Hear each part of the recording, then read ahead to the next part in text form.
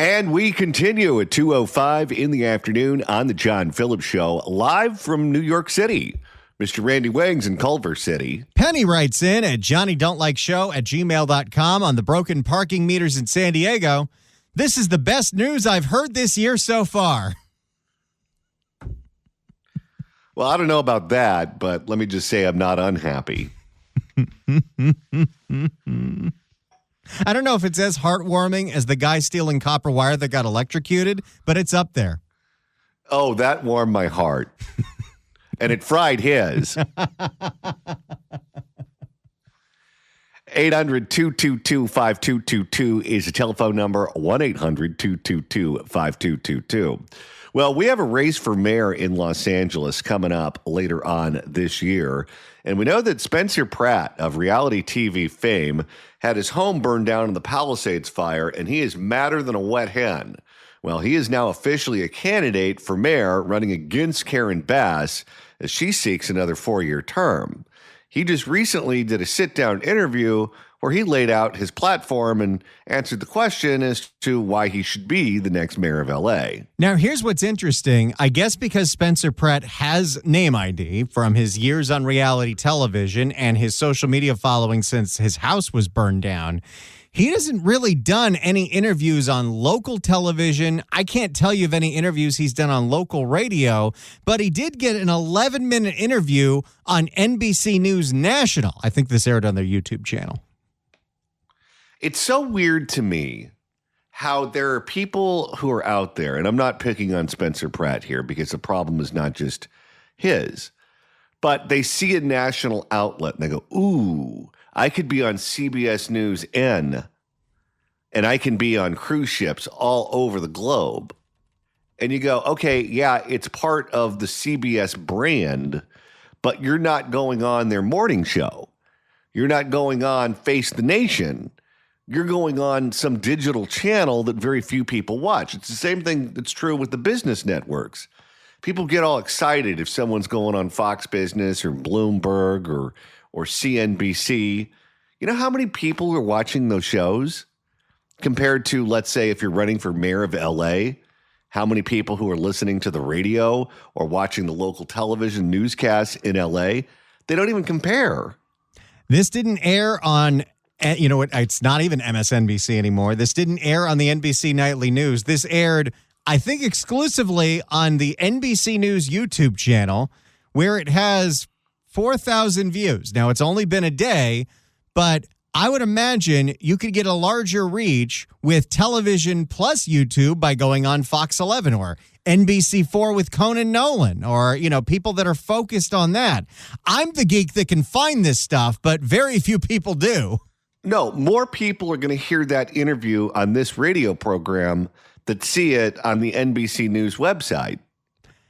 Well, let's go ahead and listen to it. Spencer Pratt on why he's running for mayor to a national host. And mayoral candidate Spencer Pratt joins us now. Spencer, thanks for being here. It's an honor. Thanks for having me. It's been a tough year for you and the fam. I know that you lost your home in the Palisades fire. I'm curious, you made a big decision here, doing something that you've never done before, throwing your hat in the ring to run for public office. At what point over the past year, following that loss of your home, did you decide, I'm doing this? When Rick Caruso said him not running.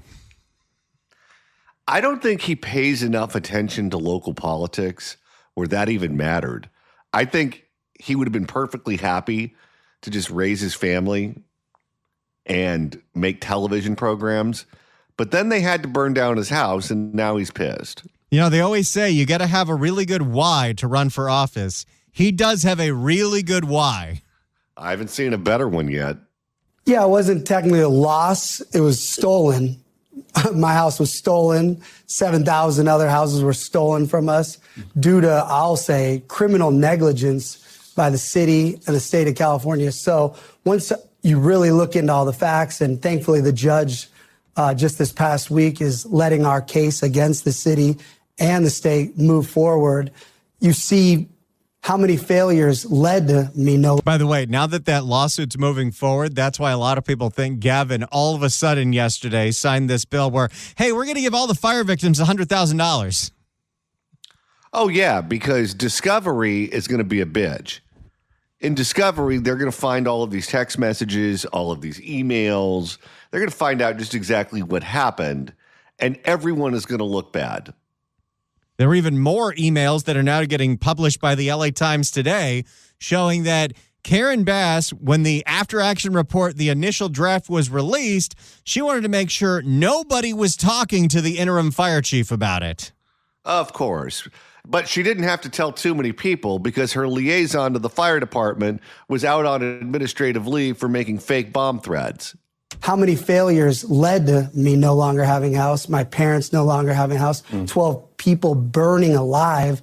So it became where there's no other option when you see that somebody who was in Ghana when she should have been preparing for a known wind event was not there and doesn't resign from office. You know, I will say this.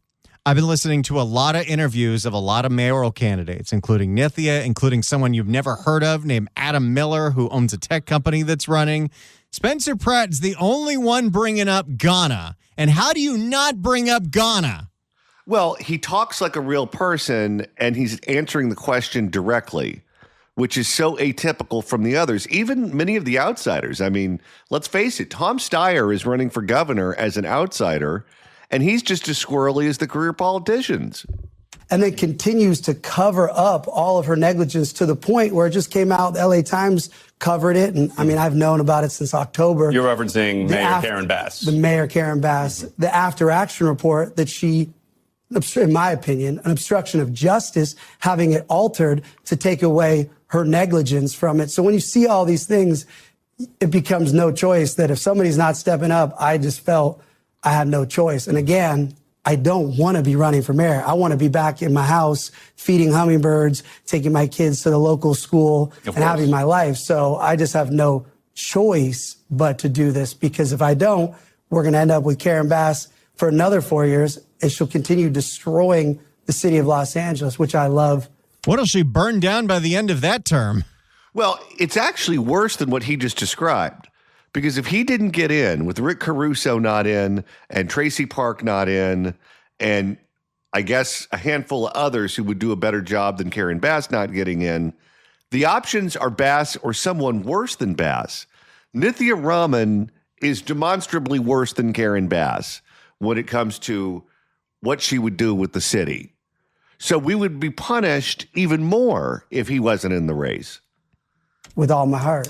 You've said that business as usual is a death sentence for LA. I'm curious, if and when you are elected mayor for the city here, I've heard that you would fire leadership, particularly in the fire department. Following that, what particular policy could we expect to see you change that you believe would make LA safer on the fire front?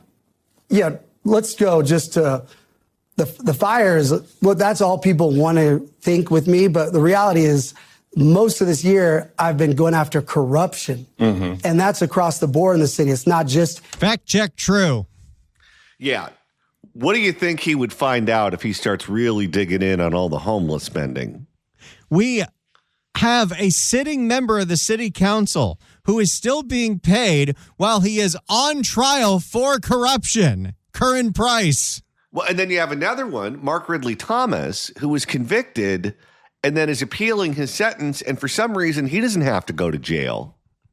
In the fire department, it's in LAPD at the top with the leadership there. So, but truly my first thing as mayor, that week one, I'm going to bring in the criminal investigation team of the IRS. And we're going to open up all the books and see where the billions of dollars to increase homelessness in the city of Los Angeles has really gone. Because the more people I talk to and see the scam that these NGOs are running with our taxpayer dollars, public safety across the board is going to increase, because we're going to have all the money that the city should have. We should be in a surplus. By the way, there is a lot of truth to what he's saying. If we weren't wasting all of the money that we know we are throwing down the toilet when it comes to homelessness, whether it's because the programs are inefficient or they are inherently corrupt, we would have the money we need to properly fund LAPD and LAFD and the streetlights. Oh, you wouldn't need that new tax for the fire department. You wouldn't need whatever new taxes they have percolating in their minds. you would just repurpose money that you're already taking in, except you'll be moving it from something that isn't producing results to something that theoretically would be producing results. We should be in a surplus, but we're getting scammed by all this fraudulent NGO. And people are going to jail weekly. This is not like a conspiracy that I'm talking about. So I am curious, though, following the law. And one of the things that is something that if I'm running Pratt's campaign, you got to have this number ready to go in your back pocket. $17,000. It costs for the city of Los Angeles to put a homeless person in a motel for Karen Bass's inside safe. $17,000 per person per month. You just can't sustain that. And how does that make any sense? No, and the problem to the human eye isn't getting any better. You drive around LA, you see just as many people living on the streets. You see just as much trash on the streets. In theory, if you're spending that amount of money, shouldn't you see dramatic results? I'm curious, though, following the loss of your house, I know you mentioned your parents and so many thousands of others. Is there one particular policy that's currently in place that struck you as something that you would change from a fire standpoint if elected? yeah, that would mean I would have to probably go after the state as mayor and sue the state, because the state allows 50 years of dead brush and fuel surrounding communities. True. That is not in dispute. That is 100% factual. Right now, surrounding Bel Air, surrounding Brentwood, surrounding Sunland, the same dead brush that Gavin Newsom let surround the Palisades, that we can call it climate change if you like. Yes, the climate changes and it's getting drier, but you're still leaving that dead brush there. But the city will say they can't do that because the state protects these plants over people. Right. So Now, you remember part of the investigation into why LAFD stopped the Lockman fire, they stopped putting it out after, it's out, was that allegedly there were state parks employees who were going up there with maps saying, hey, this is our land and these are our trees and you can't doze them. I wonder if that came down from Gavin, if that came down from someone in Sacramento, or he is just such an absentee landlord that you have all of these punch-drunk people who run their own departments as if they're their own fiefdoms, and they do and say whatever they want because they know no one at the top of the food chain is paying attention to them.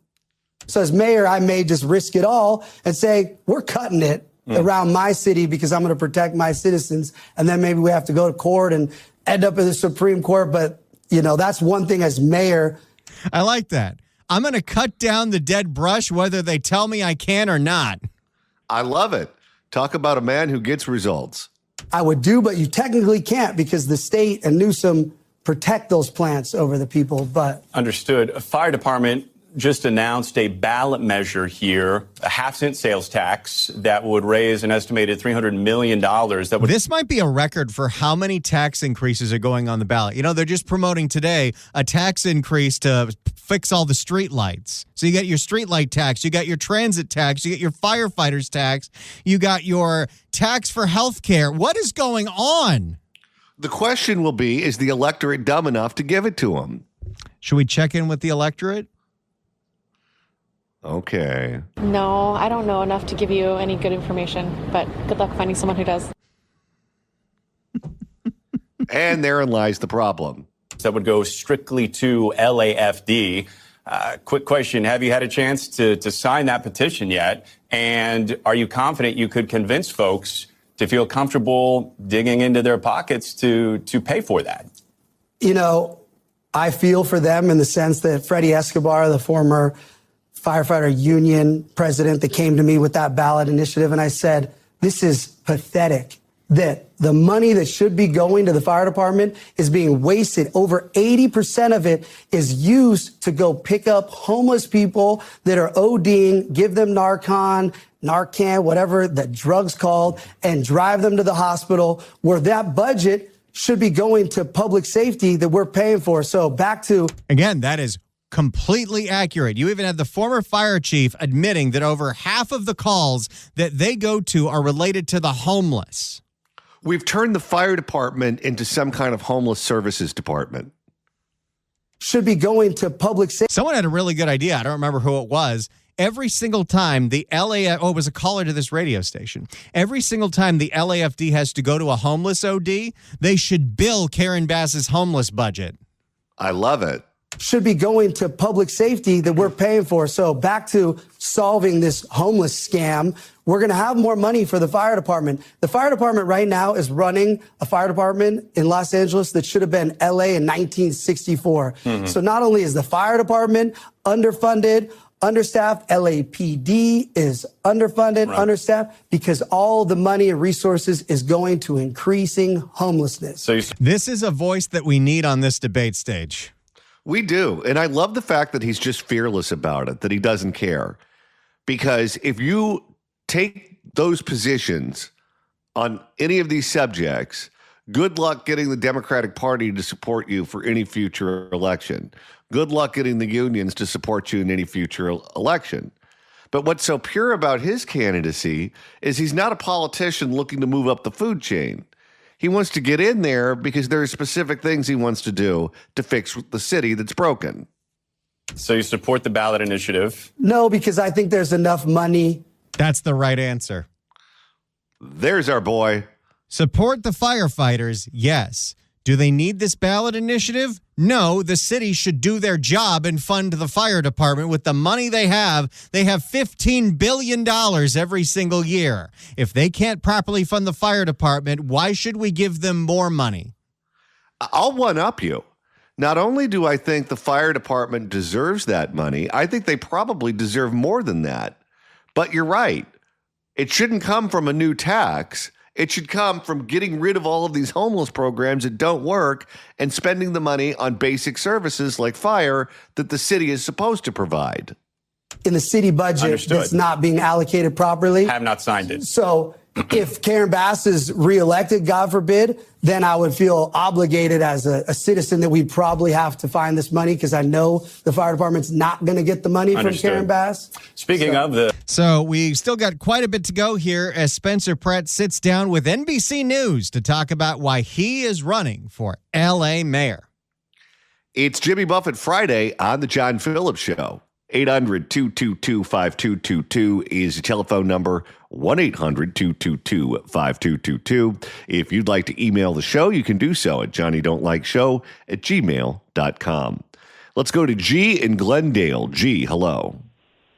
Hello, how you doing, Mr. Phillips, Mr. Ran Wang? I was going to call you a few days ago regarding Miss Rahman, and I want to going back before the holidays. I was going to mention some things about RC, the sheriff, and Swilwell, but we'll put that on hold. Let me make this quick before the hour.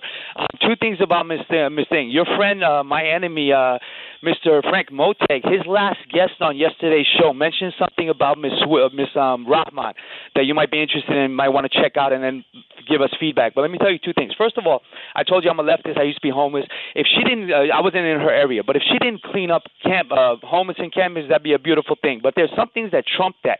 I don't consider her a progressive. I don't think she's going to get one vote from the left. She might win. She might get liberal votes and right wing and independents. She's in the words of Malcolm X on a different topic, but it all ties in. The days of PEP are over. I don't know if you know what PEP is, progressive except for Palestine. So she's by no means a progressive or leftist. But your friend Frank Moteg, I think he had a gentleman on his last guest yesterday, Jerry O'Sullivan, I think. He mentioned two things. One thing that I guess there's a vote coming up in L.A. County that she's going against Karen Bass, and she's warming up to the LAPD. So, in fact, his contention was that she's running to the right of Karen Bass. So I was going to ask you this question regarding, do you think, instead of Shakespeare, a few days ago I was going to ask you this, but I'm going to refine it now. Instead of, the Caesar and Shakespeare and the Night of the Long Knives, do you think that somebody sent her, not from the left, and it wasn't a spur of the moment, somebody liberal or from the right wing sent her to sabotage Bass? But after I heard this gentleman yesterday, I'm thinking, no, I got to answer your question now because we're up against a hard break. No one on the right is talking to Nithya Raman. They see her as the West Coast Zoran Mamdani. 1-800-222-5222. Let's go back to mayoral candidate Spencer Pratt and his sit down with NBC News. Speaking of the current mayor here, we know that, fair or not, at times you have been, painted and embraced the role of villain. Following the announcement of your candidacy, we heard from a spokesman with Mayor Bass's office that had this to say. I think we have the direct quote here, saying it's no shock that in advance of his imminent book release, a reality TV villain who once staged a fake divorce to boost ratings and spent the last summer spewing post-fire misinformation and disinformation. What misinformation? Well, don't forget, they initially said that claiming that there was no water in the fire hydrants was misinformation. They claim that if you say that the budget for the fire department was cut, that's misinformation. And if you say that she was tinkering with the report on the fire, that's misinformation. All of it's true, but they declare it to be misinformation, and their allies in the mainstream press repeat that. Spewing post-fire misinformation and disinformation to pump up his social media following, would now announce he's running for mayor. What's your response to that and to an L.A. voter who may be skeptical right now? The LA voters that I'm appealing to, they live in LA. They see the streets. They know the real liar, this person spreading misinformation and disinformation. That's Karen Bass and her team. They've been lying every day, telling us they're removing people off the streets when really 1,300 plus people have been removed into the cemetery because they're ODing and they're dead. That is true. 7 a day are dying of drug overdoses on the streets. You could honestly put that number up with the amount of people she says she has gotten off the street and how many people have moved into these motels that moved out in a body bag. We know that's the case in San Francisco, where 30% of the overdose deaths happen inside housing. She doesn't tell you those numbers. So I would say it'd be a lot easier for me to promote a book if I wasn't trying to have to save my city that they're destroying. So again, misinformation. This is the mayor that the LA Times is telling you everyone altered the after action report regarding the Palisades fire with 7,000 homes burned to the ground, 12 people burned alive. And we're talking Spencer Pratt spreading misinformation. I think they should focus on their own obstruction of justice is what I would say. And again, the reality background is going to help him here. He's quick on a clapback. Well, to go back to the LA Times for a second, it'll be interesting to see what they do because they got behind Karen Bass the last time, correct? Of course. Big endorsement. Okay. So now she's running for re-election, and it was their paper that was the paper that broke the story that she doctored up the fire report. I wonder who they get behind, her or Nithya. Oh, boy. That would be interesting. Everyone knows the truth. We live in LA. There's nobody that thinks Karen Bass, even Karen Bass's own team brought in a fake person to run to block me because they know I was polling so good to beat her. They had to bring in another one of their city council socialist Dems. Sorry. Yes. No, you're good. I do want to. Okay. I don't know about that one. No, I think that caught them by surprise. Nithya Raman saw blood in the water, and that's why she got in. She's not working in conjunction with the Bass campaign. There is no way Karen Bass would okay Nithya coming in so they too can be the top two. No. That relationship's about to get uglier than the relationship between Steve Hilton and Chad Bianco. Yes, no, you're good. I do want to move on a little bit from the fires here. Yeah. You've been an outspoken critic of how the city has also handled the presence of ICE agents in and around Los Angeles, saying on your podcast last week that you wouldn't hesitate to join law enforcement yourself, to go out there and arrest immigrants with criminal records, to then take them to the city limits and hand them over to federal agents.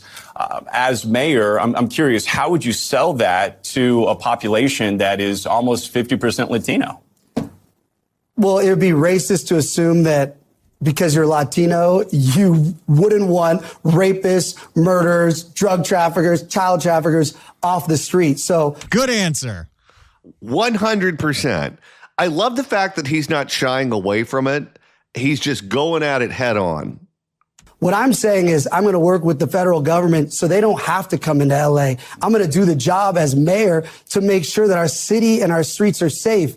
Nobody wants these type of individuals that we're talking about on the streets. So I'm going to go in if I have to, even if the state says I can't, then I'll see the state in court as well. Because if removing murderers, child traffickers, and rapists off the streets is a crime in LA, then we got bigger problems. So again, what I'm saying is ICE won't be necessary because as mayor, I will make sure the streets are safe and clear of the crime that nobody wants. So again, they won't be needed to come in LA. I will do that with my LAPD, work with the LA sheriffs, and I'll even work with the CHPs. We have enough law enforcement in California to handle our own criminals if we go after them.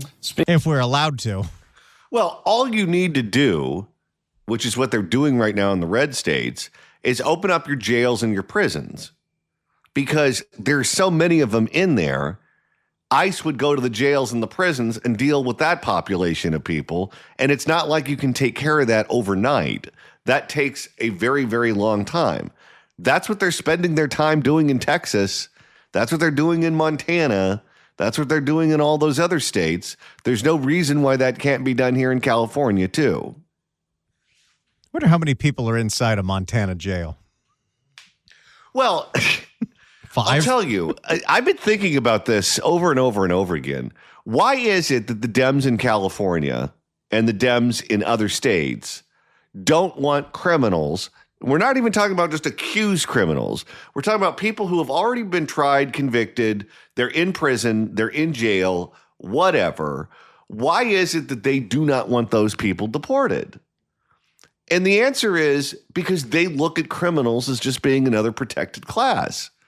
So if you're a criminal, well, someone in society wronged you and that's why you are where you are. Why should we continue to punish you further? I really do believe that's what it is. And then the second thing is, if we allowed that to happen, the number of people who would be deported, I think, would be shocking to people. And I think it would cut against their image of they play by the rules. Most of them are here to follow the rules. They're not the ones that are out there robbing people. They're not the ones that are out there participating in these smash and grabs and retail theft and fill in the blank. And what would happen if they're allowed to go to the jails and the prisons and find them is you're going to find out that there's a lot of them.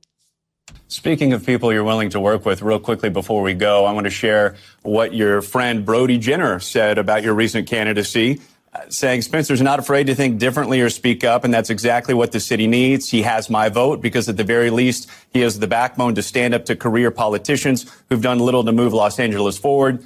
Not a lot of people may know this. You have your degree in political science from USC. Anyone currently in local government or outside of the entertainment realm that you would be comfortable working with in your cabinet as mayor to reach the LA that you have your sights set on?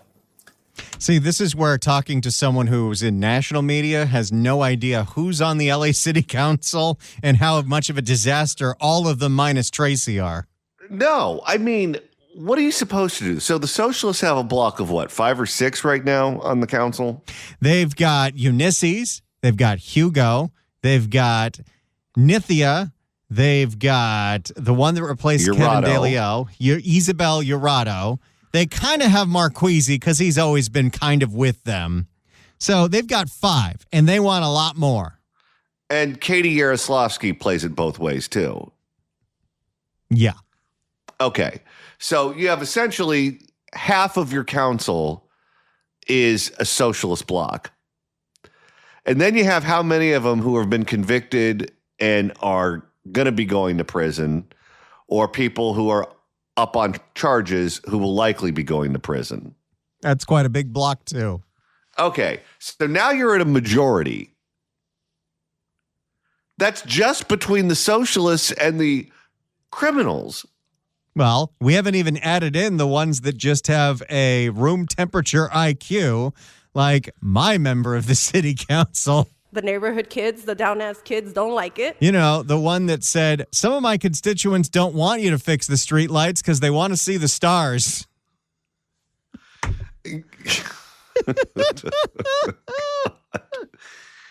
know what my answer would be to that question, I think? What's that? I would go find a city that functions and I would go poach people from there. I would go to Huntington Beach and I would poach people. I would go to Whittier and I would poach people. I would go to Newport Beach and I would poach people. That's what I would do. Right now, I'm not satisfied with anybody in the city council and what's happening in LA. But again, as mayor, I'm going to have to work with these people, but I'm going to call these people out. I think the problem is we don't have an outsider. We have career politicians. And that's why I'm actually running to. Usually they're all, to use Karen Bass's term, they're all locking arms together, except for Nithya, who unlocked the arms and grabbed 2 knives. And stuck both in. I'm actually running to come in and to make change. It's no more business as usual in LA. We need somebody to say, this is not working. Just because we all go to dinner together and we're all friends, that's why they just keep getting away with everything. But of course, I'm going to work with whoever I have to. Anyone in particular?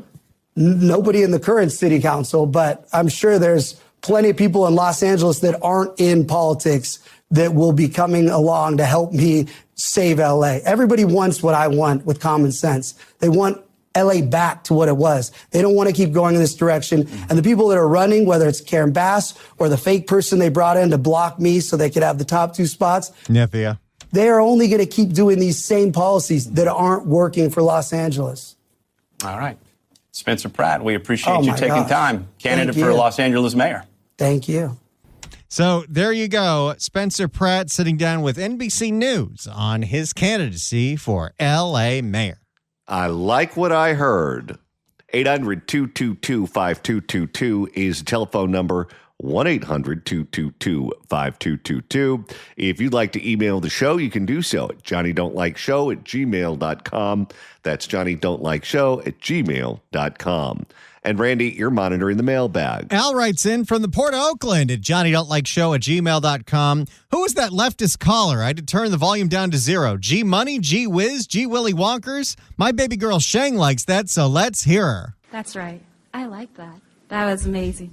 Oh, we like G. He calls in all the time. No, he's great. But any excuse to read an email from Al who just wants to hear Shangy, I've got to comply. I think Al has a crush on Shang. I did for a while. Absolutely. Absolutely. I could tell. If only we could read that other email about Shang. No. Even I know we can't read that. It's a good one. Let's go to Joe in Santa Monica. Joe, hello. It's just sad that it takes a fire to bring somebody like that out to try and save Los Angeles. I hope that guy goes all the way. That was a great interview. Excuse me. In my left hand, I've got petitions in an envelope that's stamped, petitions for saving Proposition 13. This is the last day we could send them in. They have to be postmarked today. So I'm getting mine in right now, and I guess I'm reminding folks that are listening to do the same because we need to get this thing on the ballot. And John and Randy, you have a great weekend. All right, you too. And we, of course, love all of our friends over at the Howard Jarvis Taxpayers Association, like Susan Shelley and John Kupal, who are doing everything they can to collect those signatures to save Prop 13. You can get them online at hjta.org if you want to download the petition and sign it and get it in before the deadline. In fact, there's an even easier website, saveprop13.com. That's saveprop13.com. If you haven't done it, do it today. Let's go to Elizabeth in Oakland. Elizabeth, hello. Here we go. Hello? Hi. Hello? Hi. Hello? Oh, hi. So my name's Elizabeth Kenny. I'm from Oakland, California, and I'd like to introduce you to Tish Hyman. She is a world music star and a creator, and she was in the Gold's Gym, and there was... Oh, yeah. No, we had her on the show. We did the whole story. She's great. Well, I got her right. Oh, you did? Well, I got her right here. She's calling in to say hello, too. Tish? Hi, guys. How you doing? Good. We had you on the show back during the holidays, remember? Yep, it's good to be back. Good to be back. This time I'm running for mayor of Los Angeles. All right. You're throwing your hat in the ring, too. Yes, I am. Not only my hat, I have a bunch of original ideas that no one's ever thought about, We're going to fix the economy. We're going to keep Hollywood. Everyone wants to rebrand, say Hollywood's moving. It's going nowhere. We're going to bring hope back to Hollywood. We're going to get our homeless under control finally in Skid Row. I'm working hard, and I'm going to work, and I can't wait to serve the people of Los Angeles. Now, what about the issue that puts you in the spotlight, the issue of men and women's spaces, including bathrooms and locker rooms? I've seen you confront a lot of politicians with that question, and it's very rare that you get a straight answer from any of them. Would you put that front and center in your platform as a candidate for mayor? Absolutely, 100% protecting women's spaces and girls' sports. Women are 50% of the population. We deserve protection, respect, and we need fairness. And I 150% am going to have that a part of my campaign. And public safety as a whole. Public safety prioritizing biological women's and girls' safety. Yep. When you have asked various politicians that question, it's a very easy question to ask. It's a very easy question to answer. Who has been the worst in terms of not giving you a straight answer? Which one out of all of them would you put at the top of the list as being the worst? Scott Wiener is the worst because he has the biggest effect on the laws and the bills. He puts a lot of this stuff into play. He's the reason for a lot of this stuff becoming worse. So he's the worst because he knows what he's doing. He's continuing to do it. And somehow he's got the whole Sacramento under some spell where he can just do whatever he wants. But I'm hoping to throw as many wrenches into his game as possible because we need to end the malarkey that he's bringing into the state and into our cities. And now he's going for Pelosi's seat. It only gets worse with him. All right. Well, how about this? I'm in New York right now. I think you're in Oakland, she said. When we get back to California, I'm in Oakland. She's in L.A. Okay. I'm sorry. I misunderstood. We'll have you back on and we'll have a more expansive conversation about your candidacy for mayor. How's that? I'm so excited to do that. And thank you so much, Elizabeth, for calling and plugging me into the phone call. Los Angeles, are you ready for a mayor who protects all the citizens? Are you ready for a mayor who's well-dressed, funny, and has a lot of passion and energy? I'm ready. Hell yeah. There you go. Tish Hyman, thanks so much for calling in. I don't think we've ever been three-wayed on a call before. I had no clue that was coming, but I like her. So good. We'll have another voice of reason on that stage when they all debate. This should be a really interesting debate. You're going to have Karen Bass. You're going to have a socialist screaming at her. You're going to have Spencer Pratt talking about the fires. And then you're going to have Tish talking about getting men out of women's locker rooms. Oh, boy. Must see TV right there.